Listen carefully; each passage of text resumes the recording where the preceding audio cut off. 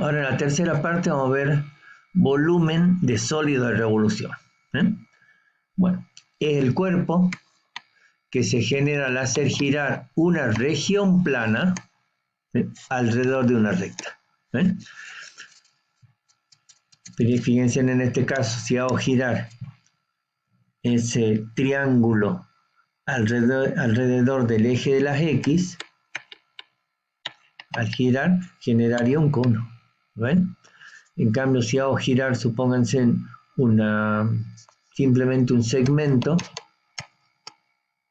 alrededor del eje de las X, ¿ven? Este rectángulo generaría un cilindro. ¿Ven? Bueno, en este caso lo que vamos a utilizar para obtener la fórmula es el volumen de un cilindro, ¿sí?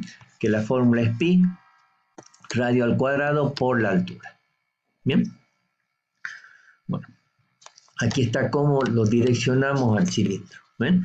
Entonces nosotros vamos a tener la altura del cilindro, ¿sí? El radio, que es el mismo, ya sea para un lado o para el otro, es el mismo, y al multiplicar los dos por pi, obtendríamos el volumen. ¿Sí? Bueno, vamos a ver cómo lo razonamos aquí. ¿Qué es lo que hacemos? ¿Sí? Partimos de igual manera que en los casos anteriores. Entonces, vamos a tomar una partición del intervalo que va desde A hasta B. ¿Sí? Entonces, tomamos los valores x0, x1, x2, x sub 3, x sub i menos 1, x sub i, ¿sí? Hasta el valor x sub n. ¿Sí? Siempre con la condición de que x sub 0 menor que x1, menor que x2. ¿Sí? Y así sucesivamente. Entonces, el volumen del sólido de revolución, ¿sí? Que vamos a generar, ¿cómo lo vamos a considerar? Por cada valor de la partición que hemos tomado, trazamos rectas paralelas al eje LAI. ¿Sí? Entonces, eso lo divide a la curva que está constituyendo la función, lo divide en varias partes. ¿Sí? Entonces vamos a tener que el volumen del sólido de revolución va a ser igual al volumen de cada una de esas franjas que se van generando, el volumen del sólido generado por esas franjas. ¿Sí? Bueno, ustedes pueden ver que tenemos aquí franjas, ¿sí? Que sería el equivalente a los rectángulos que vimos en el cálculo de área. ¿Sí? Para poder formar esas franjas, ¿qué necesitamos? Necesitamos una base y necesitamos una altura. ¿Sí? Para calcular la altura, ¿qué tomamos? Ustedes pueden ver en el primer caso, por ejemplo, la franja llega hasta este punto. ¿Sí? Pero ¿qué hemos tomado nosotros? Hemos tomado un aumento de la partición, que son los valores T1, T sub 2, que al reemplazarlo en la función nos dan la altura. Entonces la altura para ese primero sería esta. ¿Ven? Bueno, ¿y eso qué sería? Esto va a girar alrededor del eje de las X. Quiere decir que esto va a constituir el radio. ¿Ven? Y los delta de X van a constituir las alturas. ¿Ven? Entonces estos van a ser los radios y estas van a ser las alturas. ¿Sí? Entonces, el radio del cilindro será f de t sub i. Y la altura será delta de x. ¿Está? Entonces, para cada uno de ellos, esa es la forma de encontrar el radio y la altura correspondiente. Entonces, el volumen generado por esa franja sub i, ¿sí? Va a ser aproximadamente igual al volumen del cilindro sub i. ¿Sí? Y el volumen de ese cilindro sub i, ¿a qué va a ser igual? A pi por f de t sub i al cuadrado, ven, el radio al cuadrado, por delta de x sub i. Este sería el radio al cuadrado y esta es la altura. ¿Sí? Bueno, pero este es el volumen del cilindro individual. ¿Sí? Entonces, el volumen del sólido de revolución va a ser igual al volumen de los sólidos de cada una de esas franjas. ¿Sí? Y esto es aproximadamente igual a ¿qué? a la sumatoria desde 1 hasta n de pi por f de t sub i al cuadrado delta de x. ¿Qué es esto?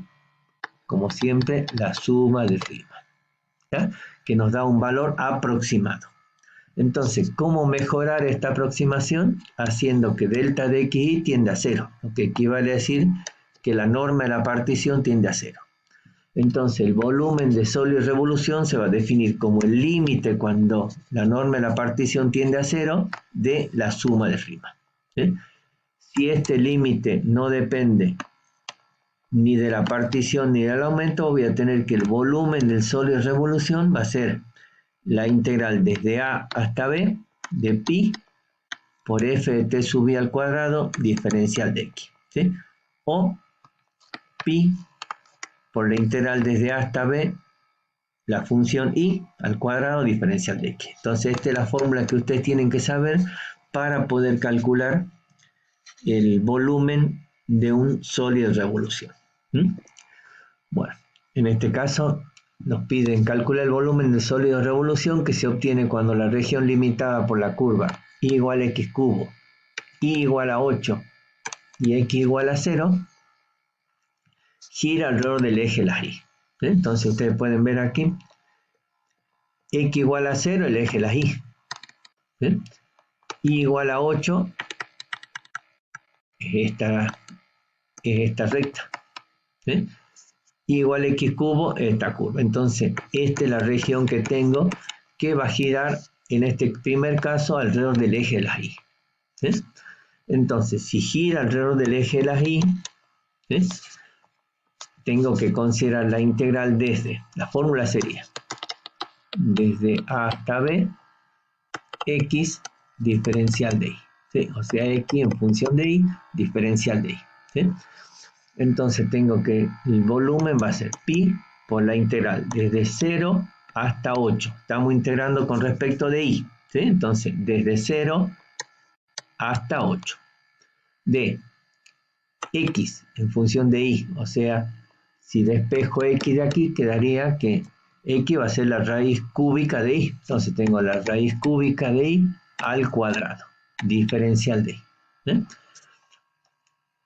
Aquí encuentro la primitiva y aplico la regla de Barrow. Entonces me da 96 quintos de pi, unidades de volumen. ¿Sí?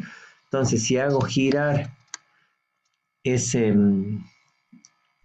superficie alrededor del eje de las y, se genera esta figura que tengo aquí.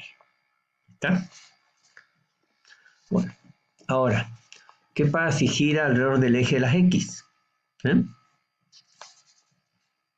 Si gira alrededor del eje de las x, la fórmula es la que vimos anteriormente, o sea que el volumen va a ser pi por la integral desde a hasta b y diferencial de x. ¿Sí? Bueno, en este caso, fíjense, la figura es, tengo en la parte superior, acuérdense, la figura era esta.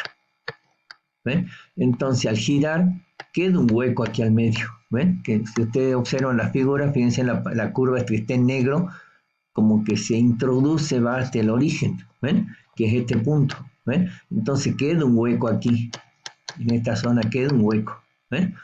Entonces, ¿qué es lo que hago? Voy a calcular primero qué pasaría si la superficie fuera completa, ¿sí? Completa, ¿ven? Como generada por el rectángulo este que tengo aquí, ¿ven? Por eso es que queda 8 al cuadrado, porque esto era igual a 8, ¿ven?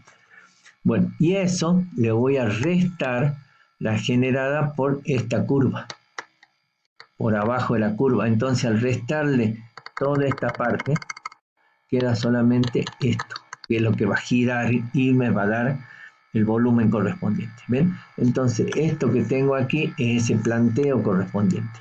¿Ven? Bueno, entonces aplico encuentro la primitiva y aplico la regla de Barrow y obtengo este valor que serían 768 séptimos de pi, unidades de volumen. ¿Sí? Entonces, como ustedes pueden ver, al girar alrededor del eje de las x, da un valor distinto que al generar alrededor del eje de la Y. ¿Ven? Son dos figuras, son dos cuerpos completamente distintos. ¿Está? Bueno, ustedes en la práctica van a hacer de este tipo de ejercicio, así que vamos a, les recomiendo tener mucho cuidado. ¿Bien?